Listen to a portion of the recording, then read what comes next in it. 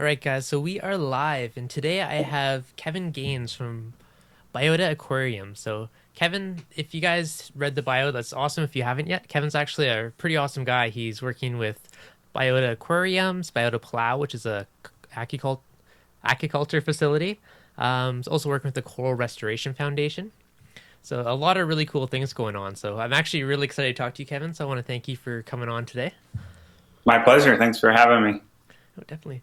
So, a couple of cool things too. Like, so you've been in the aquarium industry, it sounds like for the better part of your life. Like you have a degree in microbiology, you've been working with, help started ORA and a bunch of other stuff. So it's been pretty extensive Yeah, career in the aquarium industry.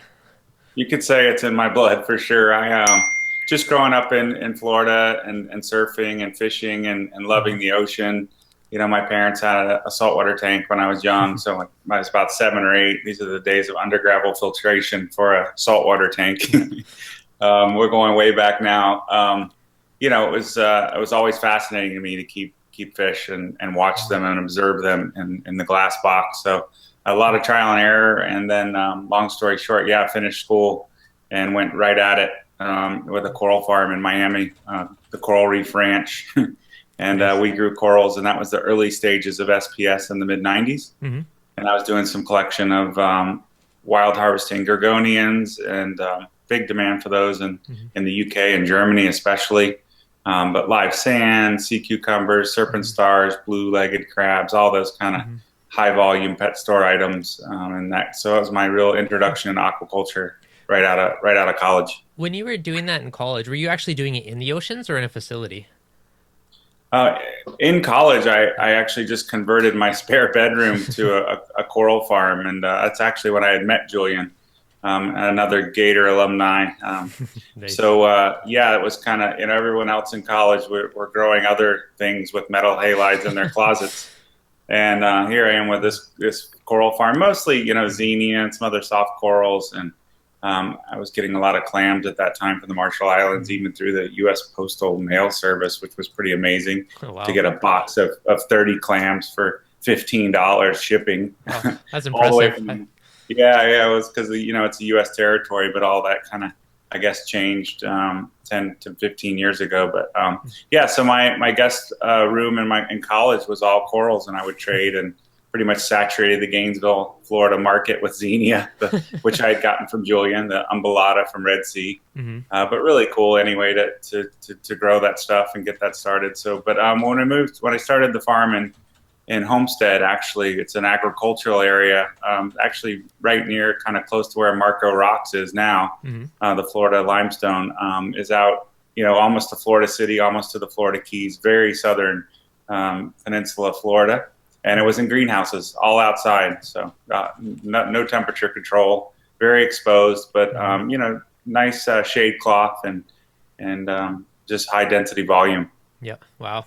That's amazing. It's really cool to hear that it's Florida too, such a hub for everything there. You guys have so much around you, which is I'm a bit jealous, but that's actually really cool.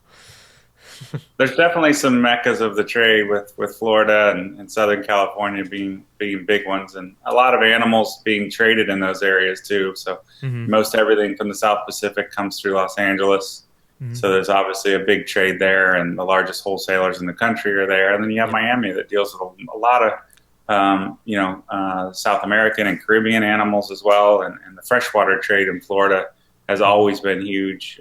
But land values got so high, and housing developments were booming. So a lot of the fish farms that we used to know are gone or been kind of consolidated. But Hmm. yeah, Florida's a big aquaculture state. Yep. So one of the main things you do now is with Biota Aquariums, which is actually really cool because everything that goes into the tank. So first of all, just for people that don't know, I should probably be letting you explain it, but it's basically like a aquarium, like a desktop, or I guess kind of a nano reef all-in-one starter kit with everything from like the rock, the fish, sand, tank, LED lighting, like absolutely everything, and it's 100% aquaculture. Is that correct?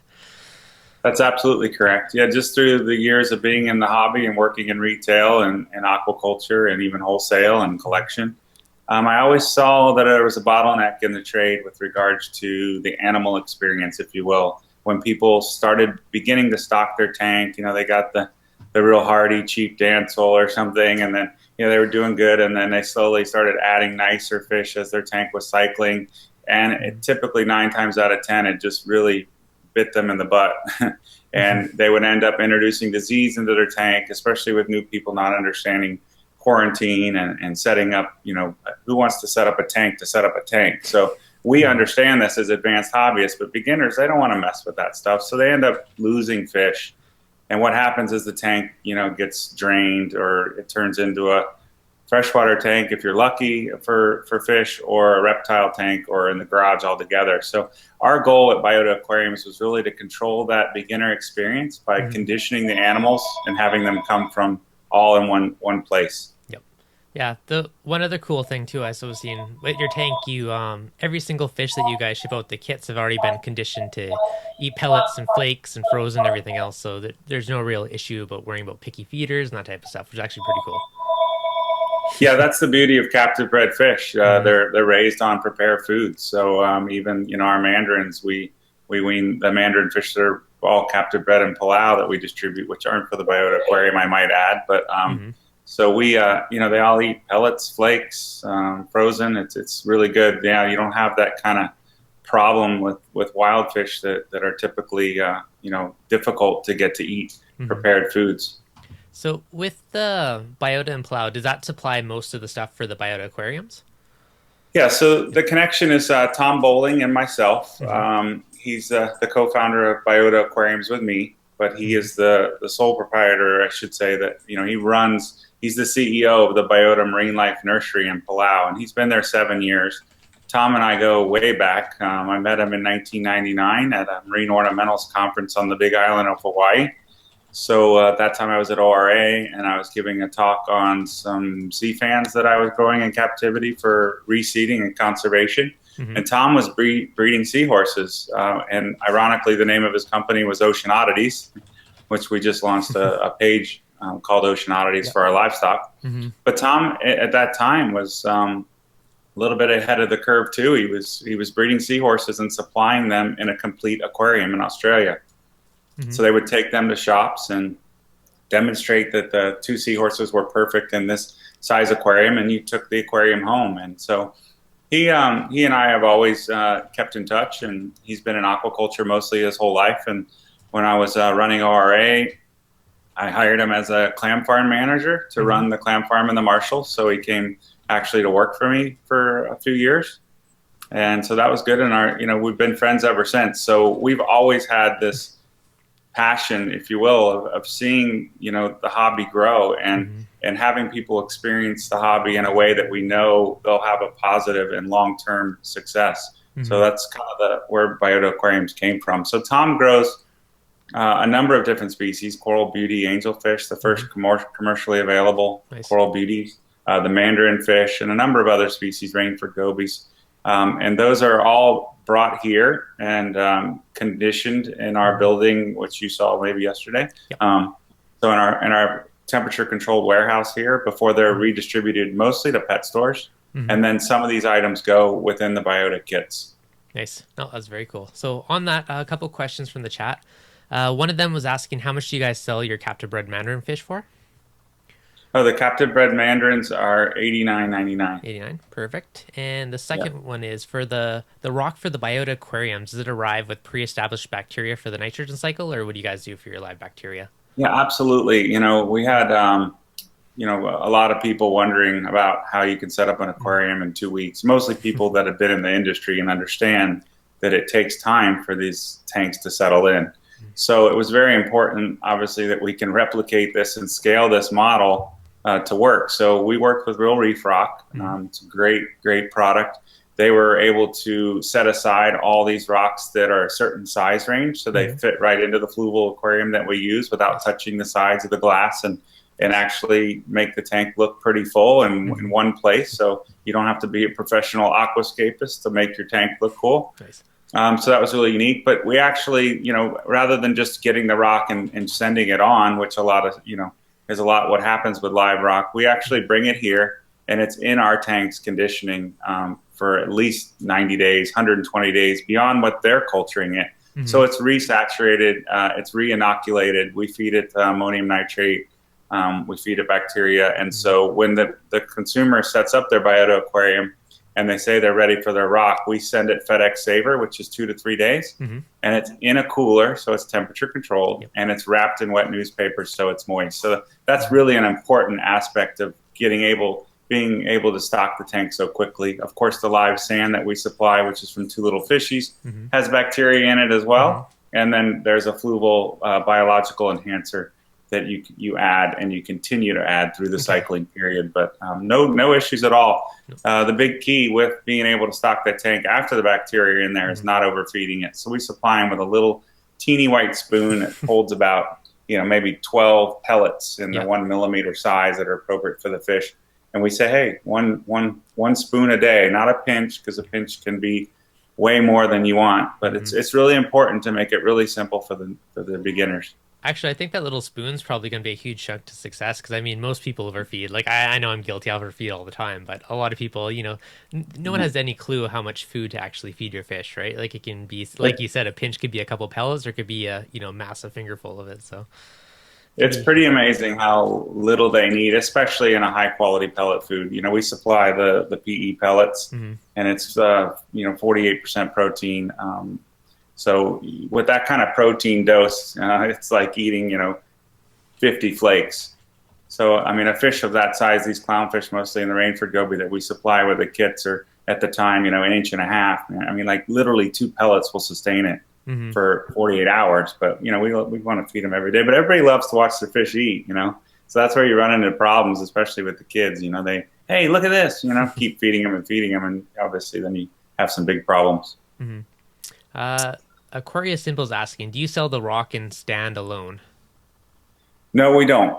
We just bring in the specific size for the fluval 13.5 that we're using. So we have not gotten into the rock business. That doesn't mean we won't, because we know it's a great product, but it's pretty well distributed.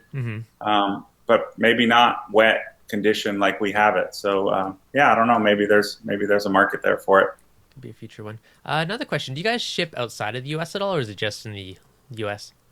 Yeah, it's cost prohibitive. We do ship wholesale internationally, sometimes direct from Palau, from Tom's farm, or we'll condition it here and send it on. But it has to be a volume order to make sense for the U.S. Fish and Wildlife import exportation.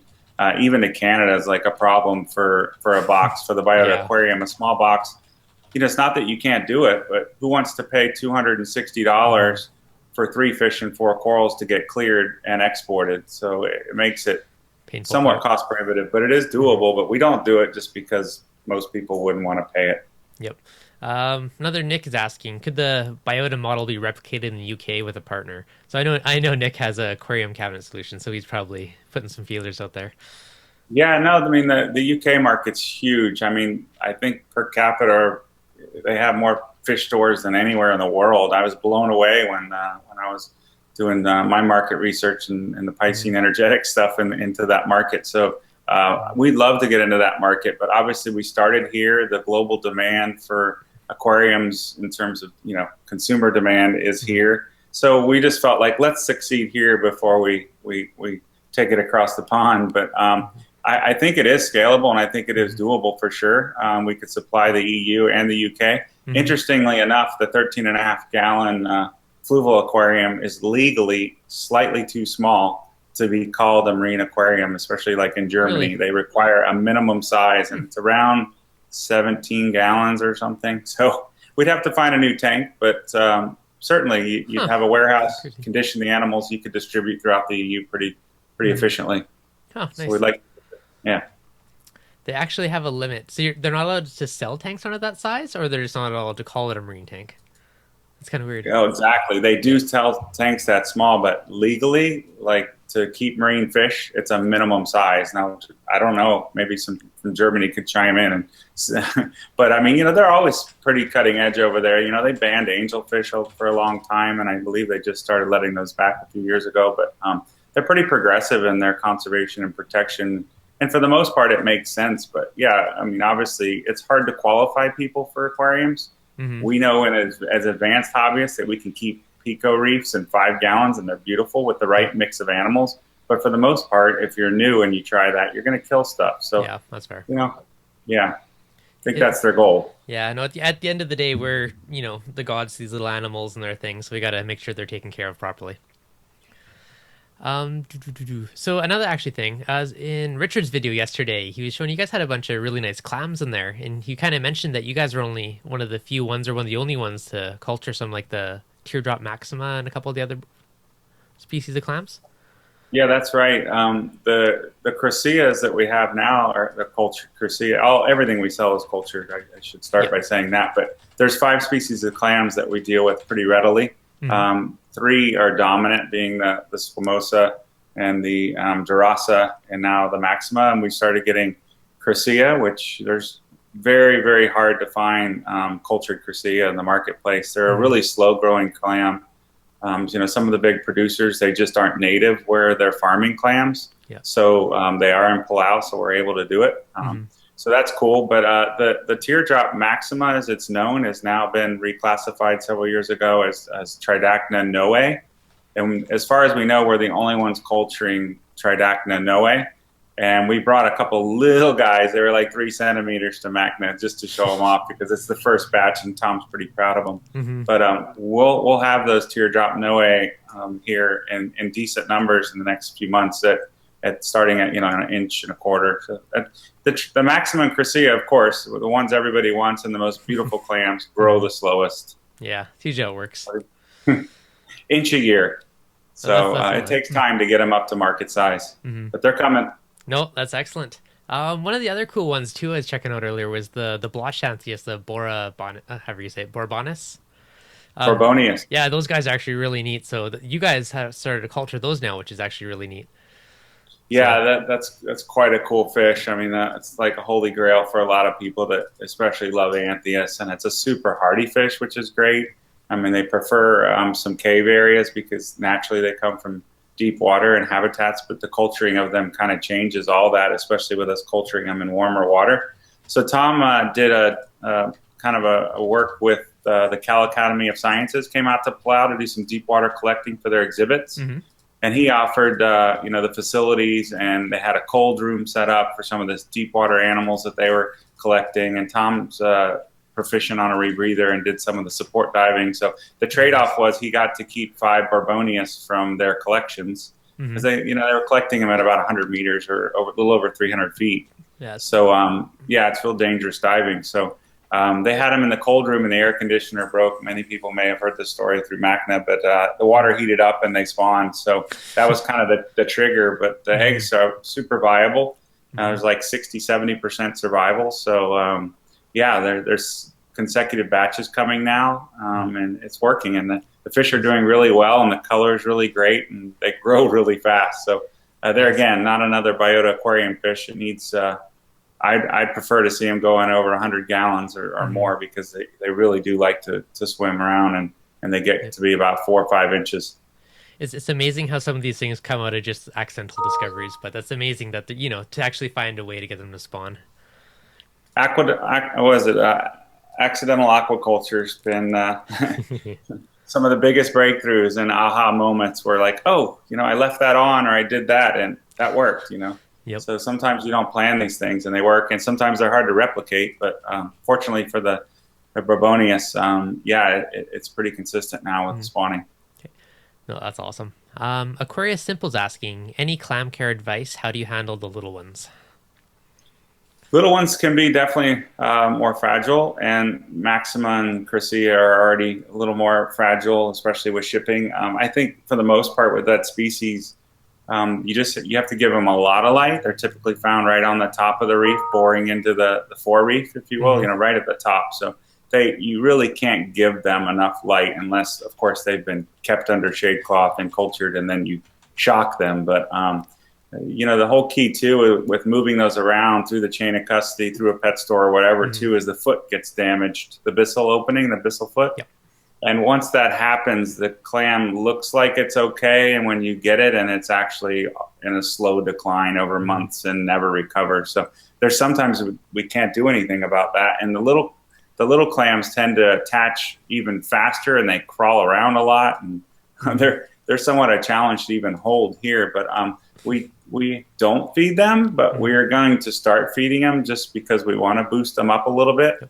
But to date, we've just been using the Radion lights and giving them a lot of light. Yeah. At least the ones that I've had in the past with clams, I found feeding phytoplankton, at least for the small ones, kind of helped quite a bit. Not so much the big ones; they're more just straight photosynthesis. Sure.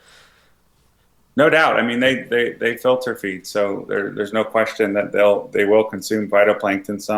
Some species of algae may be better than others, depending on size. We actually just ordered some algae to start boosting up some of the bigger Wrasses that we have here. Some of them are 8, 10, 12 inches. Oh, so wow. That's a good size. yeah, we're going to try out the reed shellfish feast on them and see how they like it. Oh, nice. Hopefully that works out well.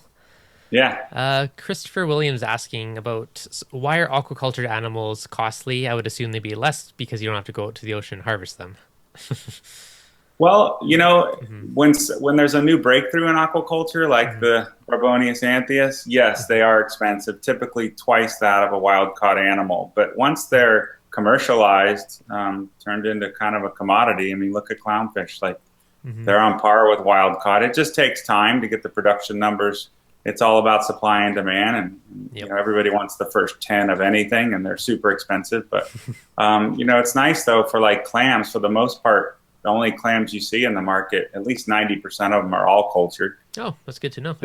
And I think it comes down to, too, where they're coming from. Most of these animals are cultured overseas for the most part, and you have a lot of shipping costs to get them to market, to get them to your house.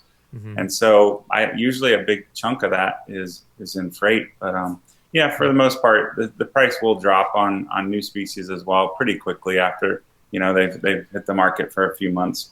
Yeah, I think too, especially once they've actually, it's not one small batch. You actually have a ton of stock to work with, and it's definitely supply and demand on that one.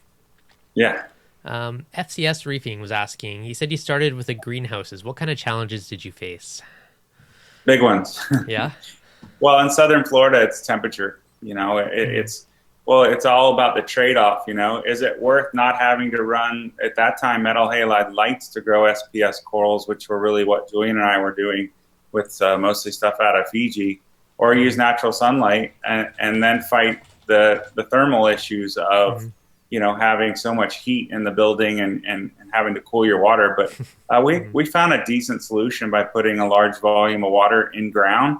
The aquifer is fairly shallow in Florida. I mean, you literally dig down maybe 4 feet and you hit fresh water.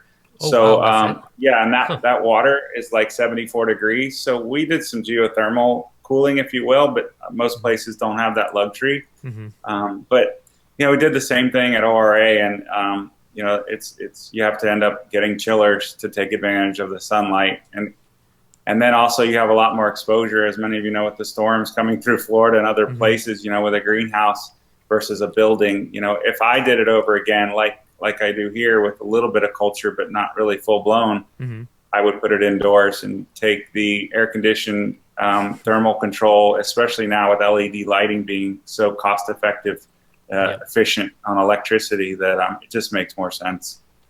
Yeah. But greenhouses are a big challenge. They're fun though. Nice to have all that space, but yeah, I know I could definitely see the heating thing being a huge issue. And seasonally, you got to play with shade cloths to keep color, and but that's part of the challenge, and that's what people like. But if you're trying to run a business, it's hard. I was watching this last night. I watched actually last year's talk at MACNA on the Coral Reef Foundation. And one of the things, actually, when you just mentioned how high the water table was, there actually amazed me just how stuff leached out into the ocean, how that bacteria was actually getting on some of the colonies, and kind of proved some of the human intervention with it. That was actually really surprising to see how much that affected it. Yeah, the water table in Florida, the geology of Florida is, the live rock, the limestone beneath the ground here is like Swiss cheese. So it really is porous. That's why we can take so much rain and it drains. It doesn't flood like California and other places, but that's also can be a bad thing if you're polluting it. So, and the key specifically, I don't know, maybe you caught it, but the Coral Restoration Foundation's doing elkhorn and staghorn mostly, and now diversifying into some other coral species, which is amazing. But yeah, for the first time really ever, they linked bacteria in the human gut from feces Yeah. as infecting elkhorn coral, staghorn. So mostly elkhorn though, and that was a big thing to have a smoking gun to do that. And they found that basically by flushing a toilet in the Florida Keys, you could find radioisotopes offshore within hours, not days. That's what actually really amazed me. That is fast. Yeah, So yeah, just goes to show everything we do has an impact on the ocean. So yeah. You can look that up. Jim Porter at University of Georgia did all that research on Serratia marcescens is the bacteria and with elkhorn coral, which is Acropora palmata. It's pretty interesting stuff. yeah, you kind of set me into a bit of a rabbit hole digging into that the other day. So the other kind of cool thing is too with the coral restoration project, lots of stuff you're doing with like the underwater coral trees and stuff to help aquaculture and kind of transplant to different areas around the reefs. And a couple other things too, where you're talking about with the Acropora too, where you'd plant it so they kind of help it spawn together and start growing on its own in other areas. So are you guys fairly active in still doing that currently, or is that? Yeah, no, absolutely. The project is doing wonderful. The goal, I'm on the board of directors now, but I was the operations manager for a couple years in 2010 and 2011. So diving 4 to 5 days a week, it sounds like a dream and it was a blast, but whether it's raining or cold, you're in the water diving 3 tanks, spending 4.5 hours underwater. So you don't have any decompression issues because the nursery's in 30 feet, but it's hard work. So, but I really enjoyed it. But yes, specifically like with a staghorn, they have like 130 genotypes, different types of the same coral. And so when they outplant those now, they're outplanting these different genotypes and monitoring which ones are successfully taking, because there's bleaching issues, there's bacteria issues, there's still ongoing issues even though they're cultured. So just to find what the really long-term success story is, it's critical that you know what you're starting with. So the CRF main nursery in Tavernier has over 200 trees. So there's 100, like I said, 130 or so just of staghorn. And then you have elkhorn and some other massive coral species now being cultured. But it's a living laboratory where scientists can go study these corals and know all the genotypes that they're looking at because it's all been done. It's pretty neat because on the reef, you don't know what the genotype is till you collect it and then bring it back to the lab. And it takes sometimes months to get those results. So yeah, it's some amazing science going on in collaboration with other research institutions in South Florida and beyond, looking at stressing these corals and climate change and ocean acidification within the zooxanthellae. So yeah, it's neat. Have you noticed that any of the stuff that you've aquacultured, have they been more hardier than the previous stuff that was around? Or have you noticed a difference in that front? It's interesting too, because some of the corals that we have at the nursery no longer exist where we collected them. So it's pretty astounding that the loss of hard coral that's occurred in the Keys over the last 20 years. But to answer your question, yes and no. Sometimes the same genotype of coral on the same outplanted reef, even sometimes next to each other, one will get sick and the other one won't. And so how do you explain that with the same genotype of coral? But you do have definitely robust strains that grow faster or are more heat tolerant or more disease tolerant that help kind of, fine tune where the long-term goals are and how we maybe even create kind of a super coral, hybridize these guys genetically so that we can almost create a coral that can survive long-term in these changing oceans. But corals are very adaptive, as we know, having aquariums. If you shock them or hit them with too much light, if you can correct that situation, they're pretty resilient. But if you abuse them, yeah, it's a problem. Okay, so 2 more questions from the chat just before it scrolls away on me. Does Kevin aquaculture corals using the rafting method also? I don't actually know what that is, so that one's all you. I don't know that one either. All right, Nick, what is the rafting method? Drafting? Rafting. Rafting. I don't know. Haven't heard of that one before. No, you stumped me. Christopher's asking, with your radions, what kind of light schedule do you use? Oh, okay. So yeah, we're running a 10-hour photo period with an hour ramp up and an hour ramp down, and we run them on one of the pre-programs that Ecotech you can download. So we have a couple different Gen 3s and Gen 4s on those coral troughs, but we're running them like like really hard, like 90%, Yeah. but they're fairly high above the water. So they're Hmm. almost, I want to say 34 inches. So we Okay. get more spread because they're 6 by 12 troughs with 6 lights. Yep. But Nice. yeah, so we had them lower, and as we added more animals, we needed light coverage all the way to the edge of the tank. So yeah, I'd have to see the Hmm. exact program that we're running, but yeah, I think it was based on Reef It's Wholesale, probably the AV. actually. It's probably the AV plus one. That's probably one of the more popular ones. I have a similar one in my tank too. Actually, that does work really well. Yeah, but most of those programs are about 60% intensity. So You cranked it. yeah, we tweaked it. Hmm. Nice. The Yeah. clams like it too. Oh, they probably love the light, eh? So, any other kind of cool projects or things coming in the pipe in the near future? Um, well, we're just hopeful. We're coming into a new season for Biota Aquarium as it gets cold up north, as you know, and people start looking around. So we're hoping to really get some additional Biota Aquariums into the marketplace and get some new people into the hobby, so they Hmm. stay in the hobby.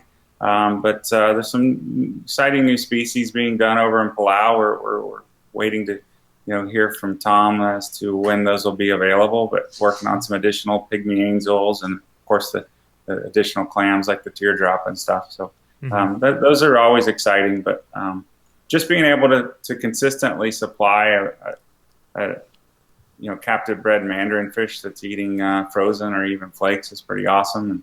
And the coral beauties and rainfords is really a big focus of ours. Hmm. Oh, excellent. Sorry, just scrolling up, make sure I didn't miss anything. Oh, actually, the question I had. When you guys are doing like the coral trees out in the ocean, so there's all the different design, and the current one's kind of like the hanging one where it's like vertical and you could raise it up and down. So does hanging the frags, it actually causes them to grow faster when they're not attached to something? Yes, they grow literally 2 to 3 times as fast. Wow. So anecdotally, I believe it's just because they're not having to put down a hold fast or put any attention into focusing on the substrate growth first, Mm-hmm. and they immediately start growing their terminal tips just at a rapid rate. And the water motion, I believe, just with them hanging in the water column like that, is ideal for them to Mm-hmm. just flourish and get nutrients and catch prey at night too with a polyp extension. Yeah. So yeah, we would get all sorts of issues on the bottom, whether it was bristle worms eating the corals or sandblasting, and not even storms, just Mm-hmm. 20 knot winds, 25 knot winds, we get some sandblasting on the bottom, and just there's a nasty mix of Vibrio and other bacteria on the bottom that would always be bothering some coral in one way or another. So Mm-hmm. yeah, it's pretty crazy how fast they grow hanging. Yep. Question: any plans to breed Wrasses also? We're not working with any Wrasses. Mm-hmm. My sales manager here, Jake, his girlfriend Liz works at the Florida Tropical Aquaculture Laboratory with Rising Tide, and she's raising some Wrasses for research and the Melanaris. And so, yeah, hopefully that technology will transfer and we'll see some captive bred Wrasses in the future, but we're not working with them specifically here. Mm-hmm. Okay. So, okay, one other question on the coral trees. So, have you guys tried that inside, like a tank's kind of setup for growing them out, or just in the ocean? You're doing the hanging tree structure. Say that again? So with the tree structure where you're hanging the coral fragments, you said with that Yes. extra, 30, 40, like decent percentage of growth. Have you tried that inside an aquaculture facility? Like, does the same thing Oh, work? yeah. Good question. I know that like the Georgia Aquarium and other uh, AZA institutions Hmm. have set up actually trees in their some of their back exhibits and stuff, and they do see faster growth and certainly less problems with disease and Hmm. predation with them hanging. But it certainly doesn't lend itself to a nice exhibit or Yeah. display. But yeah, no doubt Hmm. the water motion around the coral hanging, especially the branching corals, it was really designed for staghorn type corals, but it can be used for a variety of others. I'm curious to try out my little frag rack in the sump now and see if there's a difference. Yeah, do it. I bet you a few people are going to try it now after seeing this.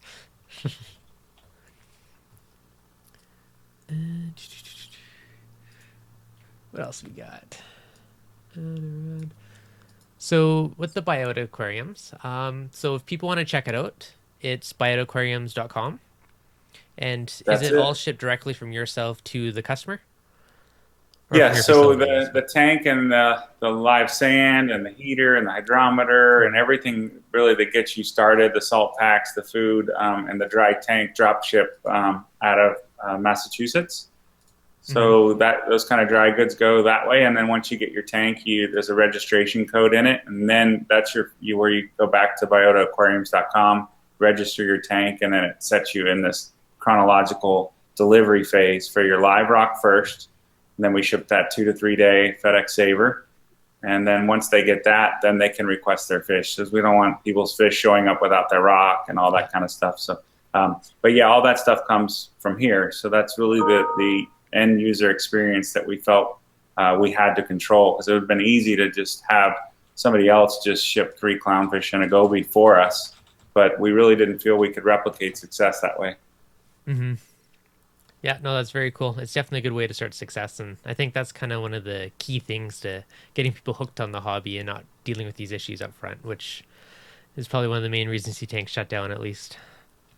Yeah, it is. So chain of custody is a big problem in our industry, and you can tell fish that have been treated well along the way and fed versus, you know, just held for weeks without food and transferred around to Mm-hmm. different islands if they're wild caught or even sustainably, caught to finally get to a home versus obviously the cultured stuff. But water quality and food, if you give them good water and good food, you're gonna be leaps and bounds above the rest. Mm-hmm. On the Biota Aquariums, the rock, fish, etc., would a mineralization additive be useful, like a packet of miracle mud? Um, we don't really require anybody to do that, just because we want to keep it really simple for people. Mm-hmm. And by changing a gallon a week, which is, it holds 13 and a half dry after the rock and sand. It's maybe 12, 11 and a half. Mm-hmm. So you're talking about doing almost a 10% water change a week on a gallon, Mm-hmm. and or 2 gallons every 2 weeks, whatever somebody's schedule prefers. We try to keep them in a regime. So Mm-hmm. with that, you're replenishing plenty of the micronutrients with the sea salt. We're using Julian's new accuracy Nice. salt, which is really really great. Dissolves easy, real super simple, super clear. We do recommend adding a buffer though, Mm-hmm. like a sea balance or a marine buffer to keep the alkalinity up, because Okay. obviously just as the tank cycling and stuff, then that reduces some diatoms and other algae and stuff. But in terms of supplements or other additives, we really don't feel it's necessary. We really don't even push the skimmer for the fluval Mm-hmm. tank until you've gotten over the 4 to 6 month Yeah. mark and want to start adding other invertebrates and increasing the bioload. Mm-hmm.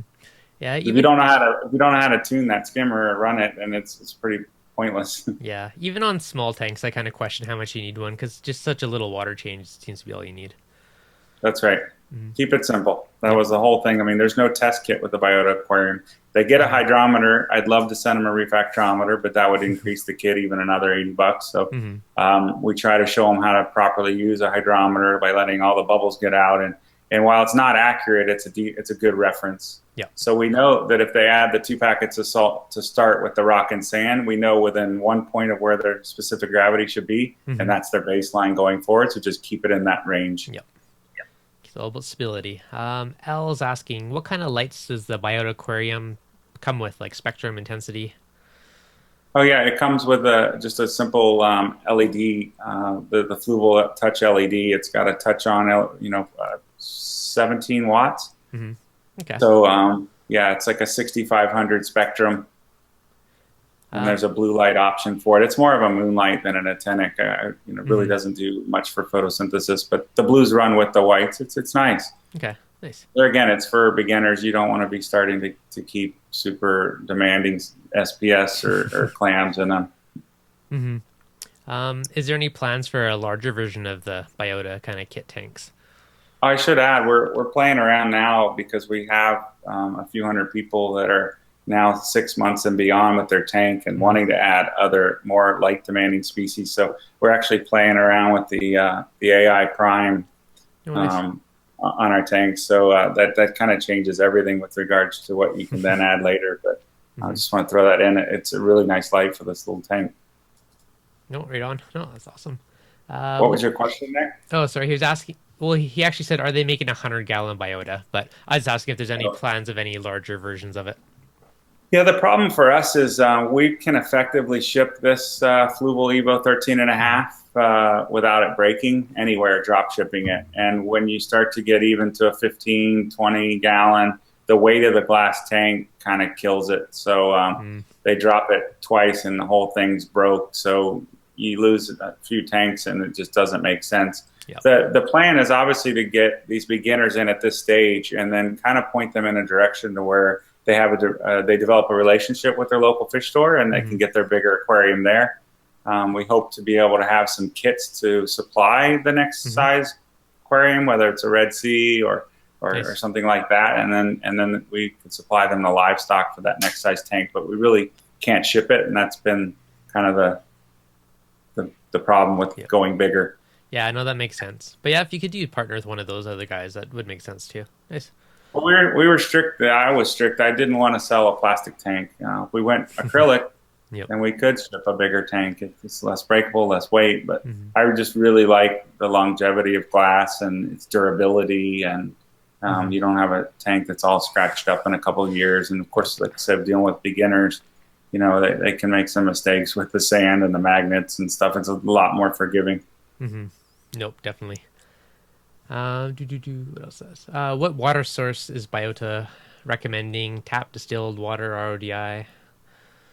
Yeah, so we're lucky here again in South Florida. We get natural seawater delivered, and then we Nice. filter it and UV it before we use it in our systems and so forth. But for our Biota customers, we definitely recommend again. This is the start of the development of their local fish store relationship, Hmm. and that they go buy good RODI water from their fish store. Now, not all people are going to do that, and some people have what they claim to be decent home filters and stuff. And we say, look, this is what we recommend, but ultimately the consumer is going to use what's most what usually most convenient for them. But most of our customers will start to buy from their fish store, which is great. Nice. No, that's excellent. I mean, they are kind of the heart of the hobby in a way, so that's awesome to see that you're kind of supporting them as well. Well, yeah, I mean, obviously, from first look, you see the Biota Aquarium, and you're like, oh my gosh, they're selling a marine tank on the aquarium. They're going to kill the fish store. I mean, this is the kind of ideology because of the Amazons and others that are just crushing the independents, Hmm. and it's really bad because these stores provide a service and they really do take care of customers. And I've always enjoyed going in and being able to pick out my fish and things like that. If that goes away, what are we left with? So I do feel that that's really important, and we do have a dealer program for the Biota Aquarium where they sell the aquarium, and even though the consumer goes home and the animals come from here, Oh, it's nice. their sale. Yeah, Oh, that's really cool. so we try to include them in this process because we ultimately, again, want to hand them off to them. Yeah, no, that's excellent. Uh, have any of the recent hurricanes affected any of your guys' aquaculture farms? Did the water parameters change? Yeah, so we're in Palau. They don't really they're not really in the cyclone zone. Luckily, they're a little below it. They're 8 degrees north of the equator, and they don't get major storms or cyclones. They typically form and kind of move away from there. They do get a lot of rain, but Hmm. he has clams and stuff outside, but most of the other fish production's inside. Hmm. Here in Florida, we are quite vulnerable. But everything's indoors in a concrete building with a generator. So Hmm. Hurricane Irma came through September 9th, 10th, Hmm. and we lost power for 8 days. It was Oh, only a wow. Cat 1 here. It was a Cat 3, strong 3 in the Keys and did a lot of damage Hmm. before it went out over to the West Coast near Naples. But they were projecting it to hit South Florida as a Category 4. So that would have been quite a different experience. But we do have generator. That's our biggest risk with this building. Hmm. So we bought a sufficient generator to run everything, and we test it and all that. The coral nurseries for the Coral Restoration Foundation, the Keys, did really well. So Hmm. this was their first big test, and they did surprisingly well.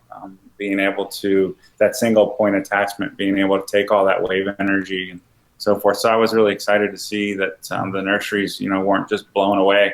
There were some debris issues, mostly from lobster traps. The styro floats get ripped off, and then the wave ocean in the bottom moves these wood lobster traps. That fishery starts August 5th and goes through April. It's a big fishery in the Florida Keys. So there's thousands of traps, and those things got pushed all inshore, and they just kind of crunch along the bottom. So they did take out some corals at the nursery, but other than that, it did really well considering the scale of the storm. Yeah, that's not bad at all considering. So your guys' facility, you guys were out power for 8 days? We were out of power for 8 days. Was there any big losses or issues, or how'd everything fare through all of that?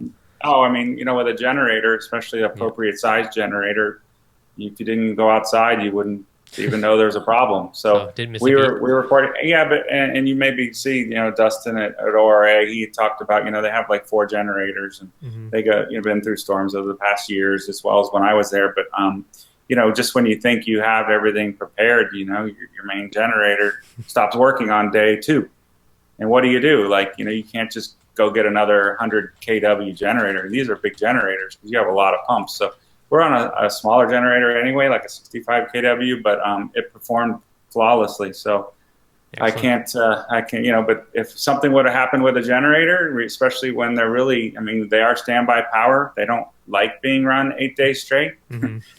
So we were fortunate that it performed as it should, but we didn't have any losses at all due to. No. That's excellent. You guys prepared. Makes a big difference. So we just couldn't ship fish for a few days before, and really all during, and 5 days after. So it was really just a major business interruption for us, but for other people it was a whole different experience. And a lot of pet stores in Florida lost animals because they had small portable generators, and you have to fill them up every 6 to 8 hours and those kinds of things. And yeah, a lot of animals, I'm sure, perished in the event. I was reading on the Florida Marine Aquarium Society forums about stuff, and it's just sad what these storms can do if you're not prepared. And sometimes it's as simple as getting a car battery and an air pump, just giving them some oxygen, because usually the power only goes out at most for a day or 2. And while that will cause some problems with organics, you just don't feed or do a water change before the storm and don't feed and just keep them aerated.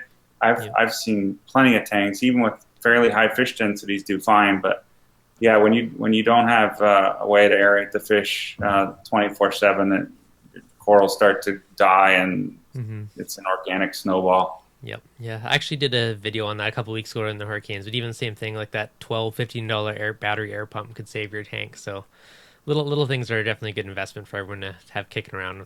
Just have it on hand. Absolutely.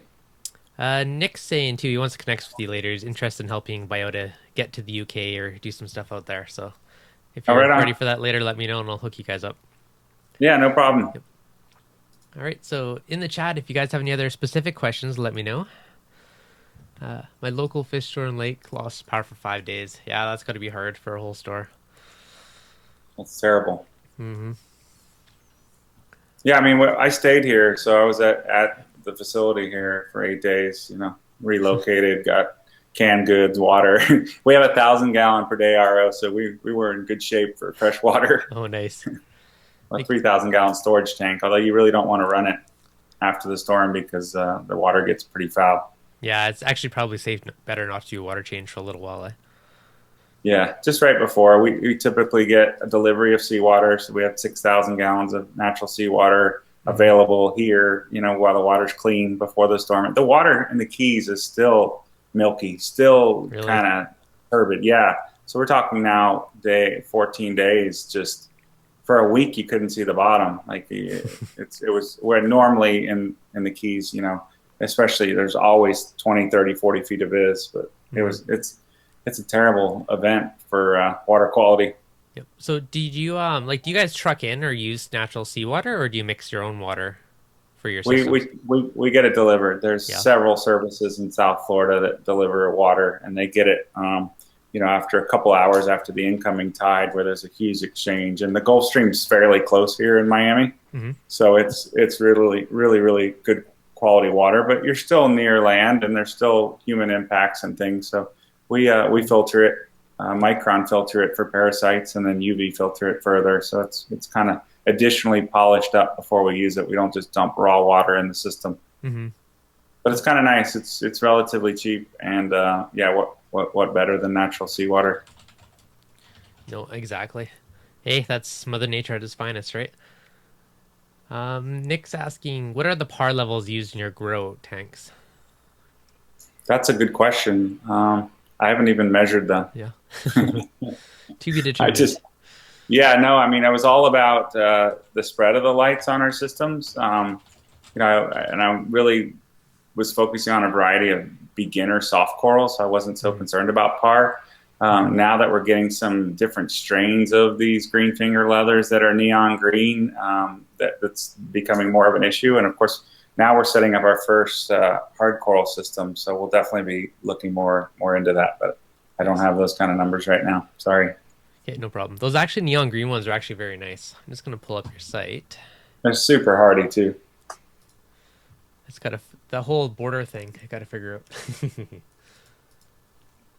Yeah, so on the Biota site, go to shop and just screen sharing right now. I can't see it, but if you guys want to check out the ocean oddities, it kind of shows all of the aquaculture stuff on there. So there's actually some really nice stuff. Yeah, we're really kind of a low volume, high quality distributor, dealer. You know, we're not interested in selling everything, but what we do sell is just real high quality and super hardy and all aquaculture. No, very nice. Yeah, I'm amazed too at how bright some of those greens are. Those leathers, Yeah, they are amazing. fuzzy fat Some of them, fingers. some of them just in the bag under just fluorescent lights are just glowing. That's what we call the alien hands. They're not on the website right now. Speaking of storms, that most of the broodstock for that took a hit in Palau, so we're expecting more of those in about a month. But we've been out of them for 3 months, and that was really one of our Yeah. best soft corals. It was just Oh, it's crazy green, beautiful. I need to find a way to get some crazy one of green. these And the days. other ones are bright green, but when you look at them next to that, what we call the alien hand, it's like wow. This makes it look People that dull. normally are hard coral people get excited about them, so that's good. Okay. Any discount codes for the live stream or the site? I don't know. We'll find out. I don't have any, No. unfortunately. All right. No. But there'll be some stuff coming up for the Biota Aquarium as we enter into October. So, but for the animals, I don't know. We'll see. Sounds good. If you do, let me know and I'll throw some out there to some of the viewers. If you do come up with Yeah, some of you'll those. have to harass my partner in Palau about pricing. So, Okay, sounds good. Always get that one. Any other questions from the chat? Anything specific that you guys want to ask Kevin? So I'm really curious now to try hanging corals. So did you just hang it with this like a fishing line kind of string, or is there anything specific that you use to tie it or attach it?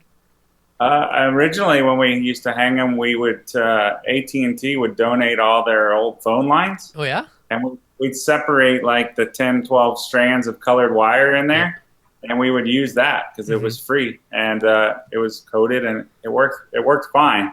But as the corals got bigger and got a little heavier, they would end up kind of pulling on it, or if there was a storm, they would fall off. So Hmm. now we use all monofilament, and we crimp them on. So the coral grows right over the monofilament and the crimp, and it's depending on the time of year when the water temperature. But in a month or two, you can't even see any of it. So just the line coming out the top, and then when we outplant them, we just cut the mono off and keep it in a bag, and then put the coral Hmm. on the reef. So Nice. yeah, mono works really well, and it's relatively inexpensive, and it's impervious to seawater. All right. I'm getting asked if there's any way of getting those posters that you have in the background. There is, Yeah? yeah, absolutely. It's the coral wall chart. You can go to our website right now, and there's you can take a quiz, and there's a place to sign and get this wall chart for free. There you go, guys. Don't even have to do a giveaway. There you go. Yeah, it's pretty cool. I like it. That's on the Biota Aquarium site. It is. Okay, perfect. I'll make sure I put the Biota Aquariums, Biota Palau, and the Coral Restoration Foundation. I'll put links to all those in the video description too, so you guys can check them out after. And are you able to keep everything you sell on the site in the biota tanks? Do they come with copepods? Oh, yeah, no, we typically, and that was one of the things we got some grief about, is that we're pre-selecting fish for the Biota Aquarium because, hey, I want this and I want that. Well, it wasn't that we were trying to take that fun decision away from the hobbyists, but for the most part, that's a turnoff for a mom or somebody who they don't know what fish get along with what fish. They know they like clownfish, so we give them an option. They could have black clowns or orange clowns, but obviously we like to include a fish like the Rainford goby, so that my partner grows in Palau. But yeah, not all the. So the fish are pre-selected, and then after you've kept your Biota aquarium for 4 to 6 months, you can buy other soft corals. We don't recommend adding any additional fish just due to bioload in such a small tank, but certainly corals that you're not really even feeding. Yep. So, but I think if you're obviously really advanced, we would consider you putting a mandarin or something in there. But 99% of our customers no. And so everything else is sold just to people who are more intermediate or advanced on ocean oddities. And we do not currently supply copepods. We were selling some mandarins through Algae Barn, and they were including some copepods. So looking to do that again. But yeah, but the important thing too is we're getting them onto frozen. So why do you want to feed them live? It kind of spoils them and keeps them from eating. But if you want to treat your fish, it's always nice to give them that. But they eat cyclops, so they really do well with frozen cyclops. Oh, really? Eh? Huh, I'll have to feed much more of mine. I got a nice big fat mandarin, but yeah, he readily gobbles up big chunks of mysis when I put it in the tank. Nice. Yeah. Ours aren't big enough for that. Being cultured, they grow quite slow, and so they're about 1.25 inches when we sell them. And their mouths are a little small for a mysis or even a calanus, so we have to go kind of a step below that, like the old cyclope size.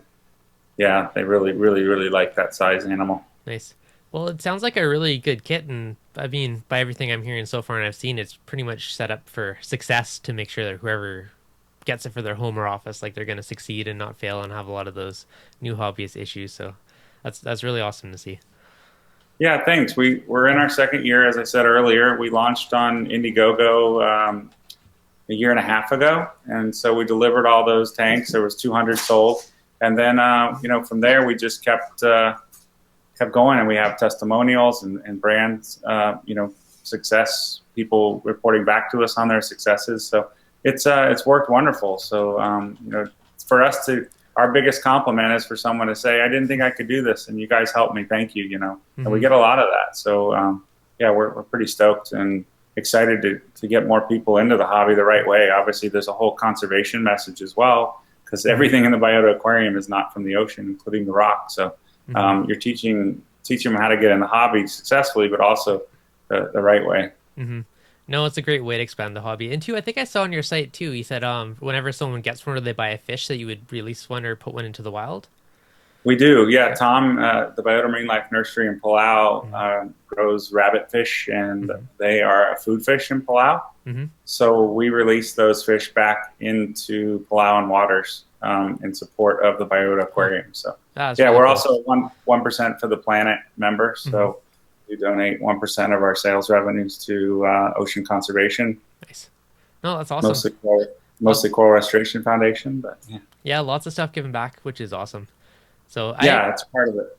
I actually find too a lot of the like restoration and stuff to support the reefs are hobbyists, right? It kind of people grow up with the tanks and they get that love and passion for it, and that kind of helps feed trying to restore like the beautiful reefs of the world. So yeah, it's really cool. Yeah, no, that type of stuff. That's just it. Like when they target our hobby as being bad for coral reefs, it's kind of the opposite. Like we're like the most passionate about saving and probably have a better understanding about what we're doing to our oceans and polluting it and eutrophication, because we keep the stuff in a box and we know what happens if you throw stuff in it that shouldn't be in it. But another whole conservation about the Biota Aquarium is that when people are successful and their animals are thriving and they know they can do it, they become inspired to not only get a bigger tank, but to go diving or go to a public aquarium or see what they can do next to, get to learn more about the oceans. And if one of those becomes a future ocean steward, then wow, we've succeeded. So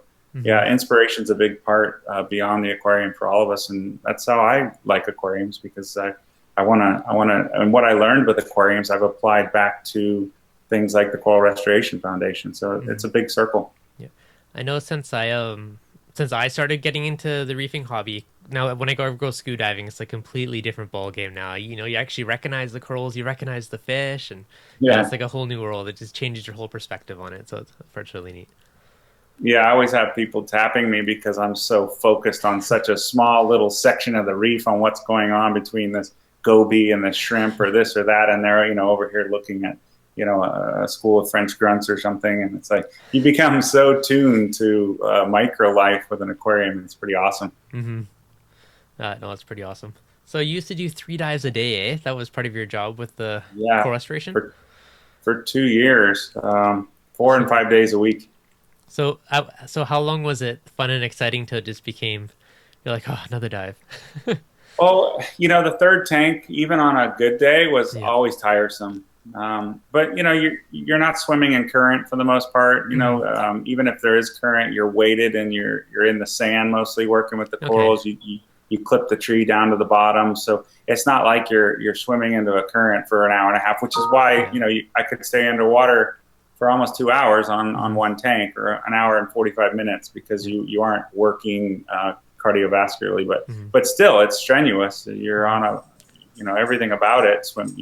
It's still diving. So yeah, You're it was still a beat long. after a couple dives, so You come up and you're pretty shriveled, but in the same breath, it's like, how cool is this? That oh yeah. your office, you're looking around and you're hanging out with hogfish and different fish that are coming up to you while you're fragging these corals, trying to take worms out of your hands and stuff. And it's like, oh, this is pretty cool. Like, It beats sitting at a desk. I think a lot of people but are it jealous gets over that one.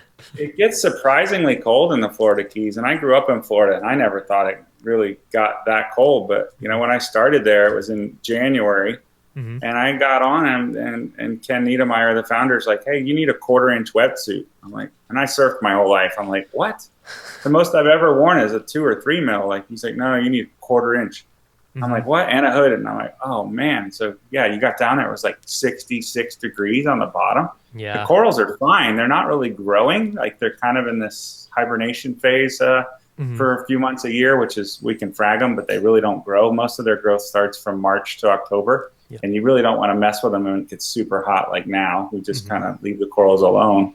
But man, it gets cold. That was the toughest for me, because I know I'm preaching to the choir with you up there in the Great White North, but you come up in between dives and you like pull your wetsuit and pour. We put the bottles in the sun of fresh water and pour Hmm. it down your wetsuit, and it was like, oh, it was heaven. And the last thing you wanted to do is put another tank on and go freeze. Yeah, I don't blame you. Oh well, Yeah, at least it's a short-lived season for you. yeah, that's true. Yep. Just in the chat, just looked up biota. I will think about it when I do a nano tank. Love that it's all in one and with the fish, really cool. That's one of the comments. Another Awesome. question. Another question. Any close encounters with sharks during the dive days? Surprisingly, out of all the dives in a couple years, like 500 dives at the nursery, I only saw 2 sharks, which is Hmm. kind of scary. But the Keys isn't really known for sharks. Hmm. It gets a lot more sharky in Florida when you get up just like north of Miami, Yeah. and especially where you get into the bait runs, and the shark capital of the world, shark bite capital of the world, is New Smyrna Beach in Volusia County, which is central East Florida. It's mostly 3-foot sharks biting Hmm. people thinking they're a fish and letting go. But there's more Yeah. shark bites there than anywhere in the world. But yeah, growing up surfing, I had a lot more close encounters. Hmm. Actually, when you start diving, especially you go to Palau and you go to the Marshall Islands, and you go to the Bahamas, you actually appreciate starting to see sharks, because they're heavily overfished. And when you don't see them on dives, they're like, where are they? Like, they're Hmm. the apex predators, and they're not interested in you unless you're spear fishing. So Hmm. in Palau, when I went over to meet Tom just a year and a half ago, there's one dive at Blue Corner where you actually hook into the reef. They give you this little thing and you hook into like this dead spot on the live rock, Hmm. and you literally sit there in a 4 knot current, and there's like hundreds of sharks swimming by you. It's Yeah. pretty awesome. I've only dove with sharks once, and that was in the Galapagos. And I saw like the odd one here and there. Also, we went into this little valley, and it was a very strong current. Like you like had to hang onto a rock so it didn't sweep you away. Yeah, And we went to right. this little valley, and there's probably 30 sharks just hanging out, just swaying in the current. Yeah, but they're Yeah, like, But Pretty yeah, cool. They just put their nose down a little bit, and hmm they don't even have to move, and they stay in the same spot in the current. They're just perfect, like hydrofoils. yep. And here I'm Pretty almost getting awesome. blown away. Yeah, exactly. Like, whoa. Yep. Yeah, but so sharks really don't bother me. I'm not a big spear fisherman. If that was the case, I'd be definitely needing a spotter or something. But hmm Yeah. you At got to least respect them. Gotta respect them though. That's for sure. no, exactly. At least the few that I've saw, I think they're just like white tip, black tips, some hammerheads, but they were very docile. Like they didn't seem to care about you. Like they just like come over and look, but never really.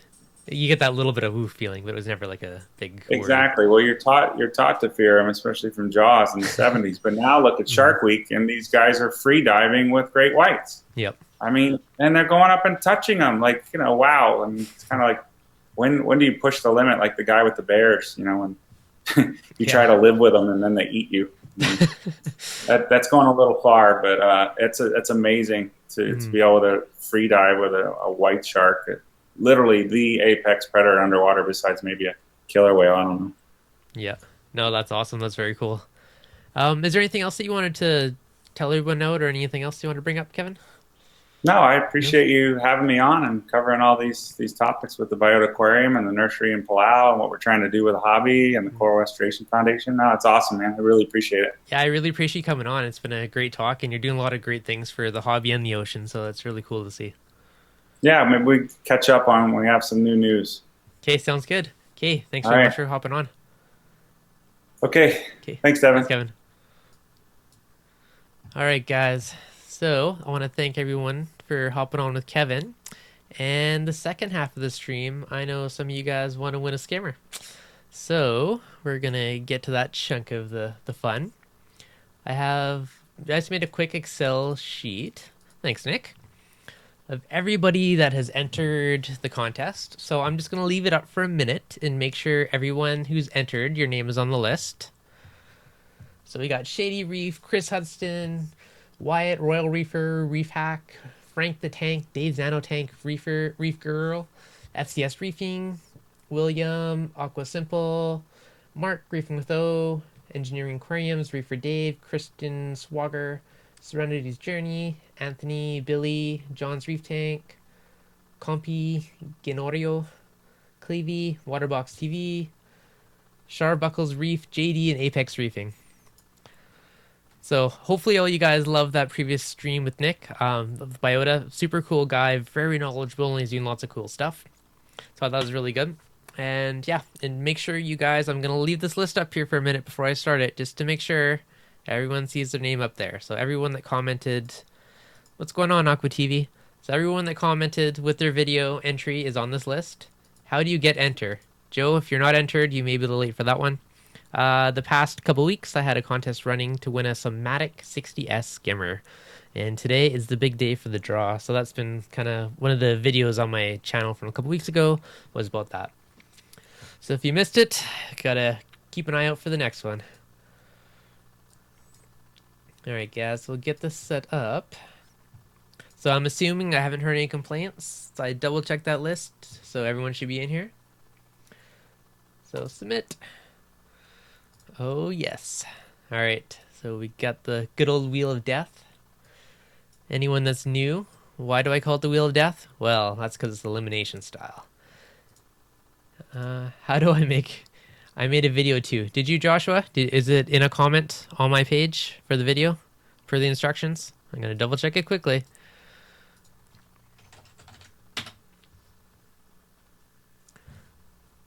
Did not fully enter. That does not help.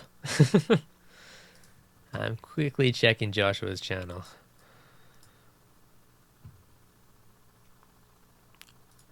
Oh, Joshua, you did do it. Good thing you're on the ball, ma'am. I don't think you added it to my list, though.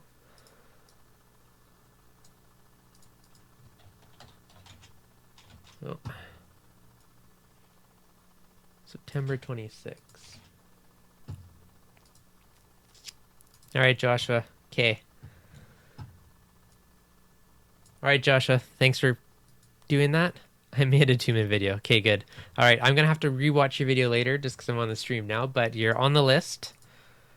I checked his channel too, so you did make a video. I just don't think you added it to the comments. So I'll let you Add it in. Suspense music. All right, give me 1 sec to find some. I will add some. Just so you guys know, I got a mixer board the other day, so I've been playing with it and trying to figure out. Joshua, you're in. So I've been trying to figure out how to make how to work this mixer board. So hopefully the music pipes in properly. Jaws theme song. That might get me flagged for YouTube. I'll see if there's any royalty-free stuff that's around that. Jaws. That would be great though. I don't think there's any Jaws on here without me getting like kicked off YouTube's. I'll find something suspenseful. That'll be fun. All right, random suspense music. Cue it. And volume. Wait for it. Wait for it. You're most welcome. Yeah, some of the theme music would be fun, but the only problem is it could very well get me flagged, and it's not worth the risk. So make sure you get the music pumping. All right, this is random suspense music. Oh yes, the Wheel of Death. All right, guys. Okay, list submitted. Winter is coming.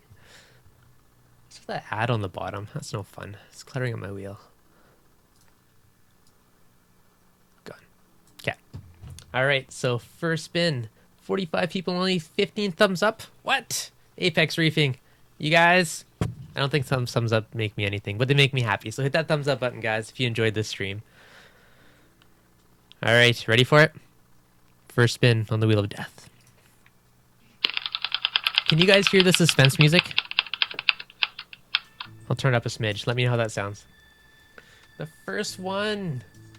Oh, on the line. Kristen Swager. Sorry, Kristen. Woo. Your mic is on mono or something. I can only hear you from my left ear. What? That's no fun.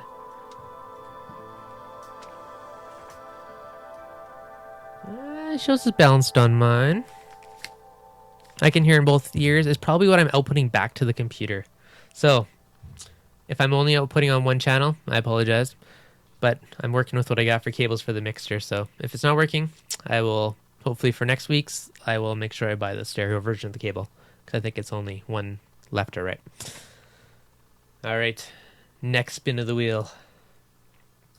Dun, dun, dun. Who's it going to be? Oh, Billy Pipes. I'm sorry, Billy. Woo.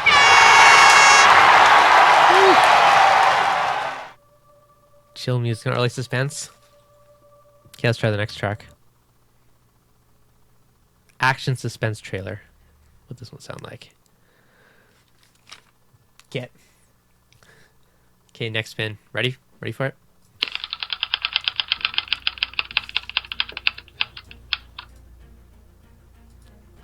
Sounds a little more suspenseful. Oh, who's it gonna be? Oh, FCS. Sorry, FCS is reefing. This stuff's a little more suspenseful. Here, I'm gonna turn the music up a bit more. And. Oh, Joshua. Sorry, buddy. Is this better for suspense music? Hopefully. Okay, ready? Is the heart pounding yet?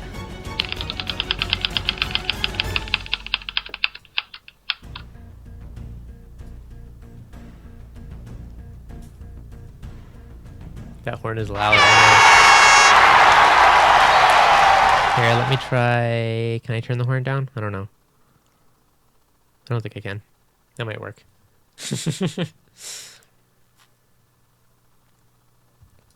Okay, next spin. Dun dun dun. Reefing with O's next. Oh, poor O. Hopefully you don't jinx him there, Christopher Williams. Oh, Clevy. Sorry, Clevy. One day you'll win something good. I'm waiting for the no in the chat. No. Getting hyped. Okay, wait. Let me do a little more on the music volume. Sorry, Joshua. Okay, next spin.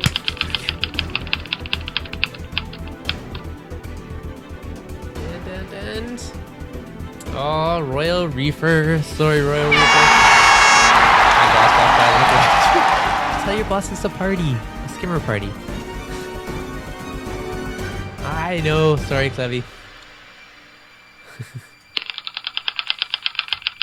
All right. Dun dun dun.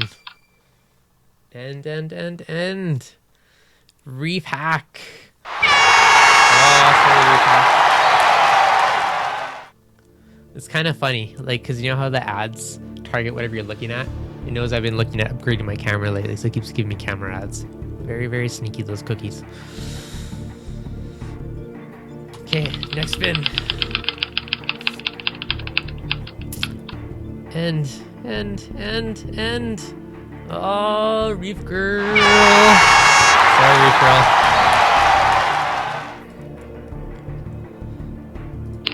Next spin. Who's it gonna be?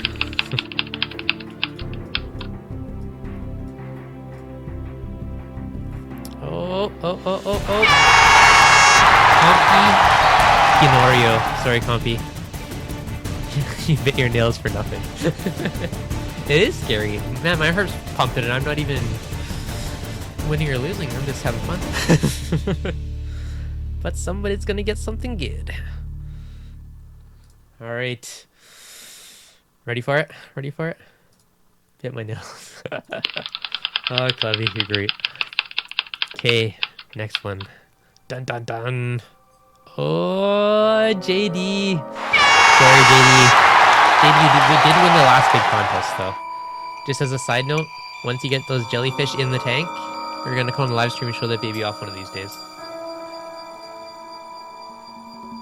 Okay, ready for the next spin? Please, have nothing embarrassing.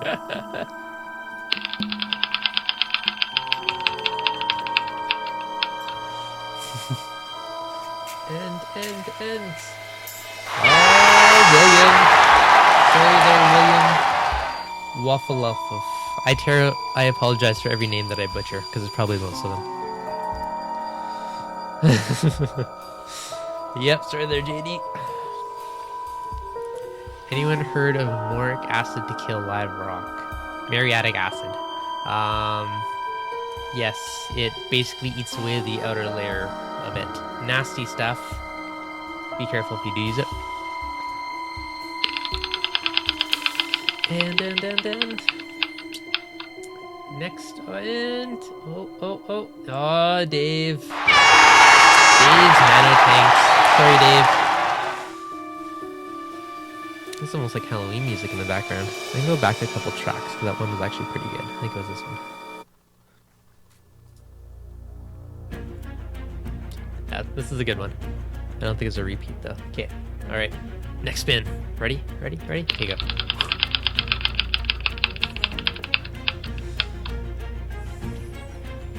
Oh, John's reef tank. Sorry, John.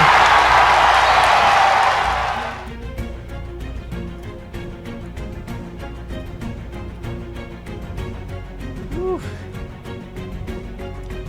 So, just want to throw it out there again. Kevin, if you're still watching, I'm not sure, but thank you again for coming on and sharing all your stuff about Biota and all that awesome stuff you're doing to help restore the reef. I think that's amazing, and it really does support the hobby and the ocean, which supports our hobby. So either way, it's win-win both ways, so it's pretty awesome. All right, next spin.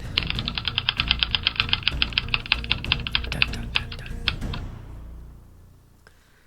Oh, Reefer Dave. Sorry there, Reefer Dave. Woo. And I'm not sure if Ben's on, but if you are watching, Ben, that's a big thank you to you because he was one of the main guys that helped out with this skimmer giveaway. All right, guys. Ready? Next spin. All right, yes, muriatic acid is very nasty stuff, so definitely use caution and take thick rubber gloves and do it outside and not in an enclosed area. Wyatt. Oh, Wyatt. Sorry there, Wyatt.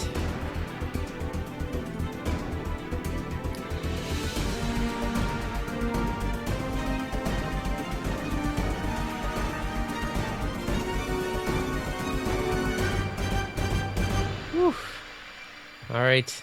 I know. I'm sorry, Reefer Dave. Okay, ready guys? The list is getting smaller. Next spin.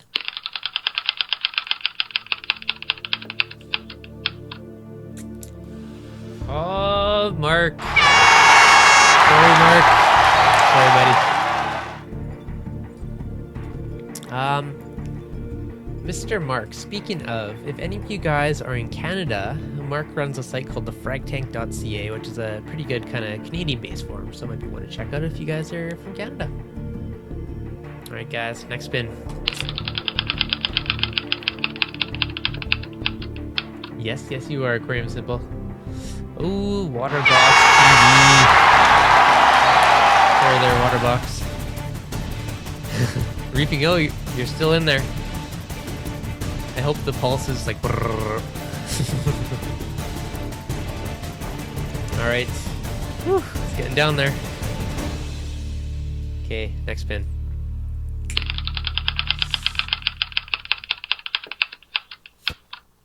Oh, Chris Hudson. Chris. Sorry, Chris. I'm pretty sure you wanted this for the jellyfish system too. That would have been cool. Have a skimmer on a jellyfish tank. Sorry, Chris. Whew. I actually didn't need the skimmer because I ordered my somatic 90 sump combo today. Haha, that's awesome. So, Josh, you already getting yourself a somatic? I'm actually really curious. Modified it for everything 680 later. My girlfriend. Yeah, no problem, Mark. Josh, actually, you should shoot me a picture or post it on the Facebook group, the ReefDudes Facebook group. I'm really curious to check out the whole combo. It actually looks pretty neat. Woo. No kiss of death yet there, Aquarium Pilot Solutions. Okay, next spin.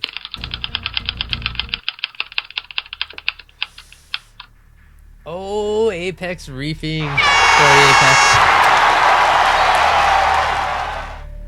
Whew. It's getting intense, guys. Alright. Ready for it? Next one.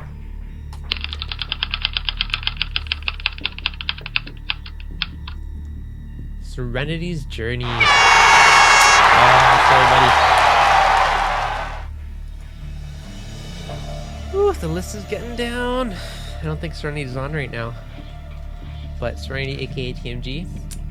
Sorry, buddy. You're out of there. Okay, next. What are we at? 6 people left. We're getting down to the guns here. Okay. Spin it to win it. Anthony. Sorry, Anthony. Good effort, good effort. Will show us when it comes. Awesome, appreciate it, Joshua. Riffing with what is these sad faces? You're still in there. And Aquarius Simple. Sorry there, Aquarius Simple. Okay, we're down to 4. It's getting down to the guns here. You guys ready? Alright.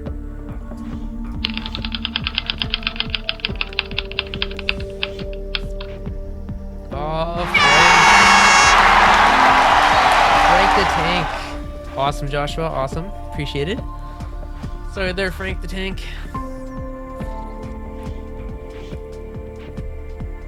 Okay, we're down to 3, guys. I'm gonna restart the music for this one. Oh wait, no, we'll go back to this one. This is more suspenseful, I think. Yeah. Okay. 1 in 3, guys. 1 in 3. Let's turn up that music a bit. There we go. Okay.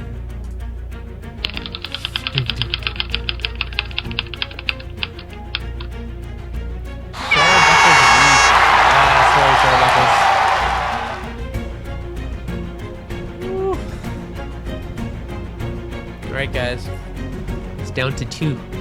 It's like getting voted off the island here. We're down to Reefing with O and Shady Reef. So Reefing with O is on, and Shady is on. Alright guys, you ready for it? I almost wonder if I should pull you guys in for audio so you can feel the suspense. Do you guys want to join? through audio to feel the suspense live with me. Reefing with O and Shady. Okay. 50-50. I know, right?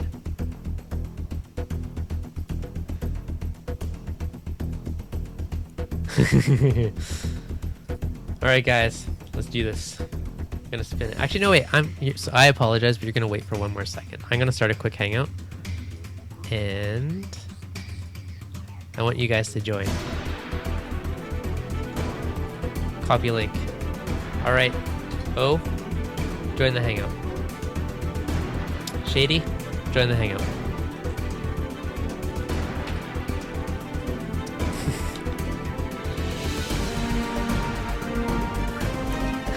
What's going on, O?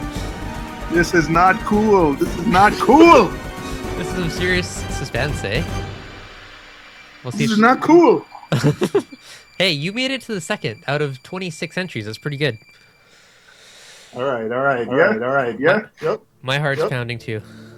All right. Hold on. Hang on. Wait. Let me get a special shot of something just in case, my heart, something. All right. All right. I'm ready. Okay. You ready for it? Where's Shady? Shady's in the chat. Shady, you're not in the hangout. All right. I can't. I'm closing my eyes. I'm gonna read the chat. Okay. Do you want? What's it for? We're giving away a Somatic 60S skimmer. Shady's in the chat, but he hasn't responded yet. So this lovely Shady skimmer on the screen is what we're giving away. Right behind me. So, all right. There's no Shady, but you're on. All right. Okay, ready? Yep. Woo.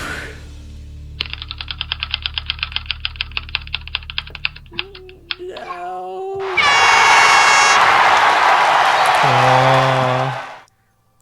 Do you want to know, O?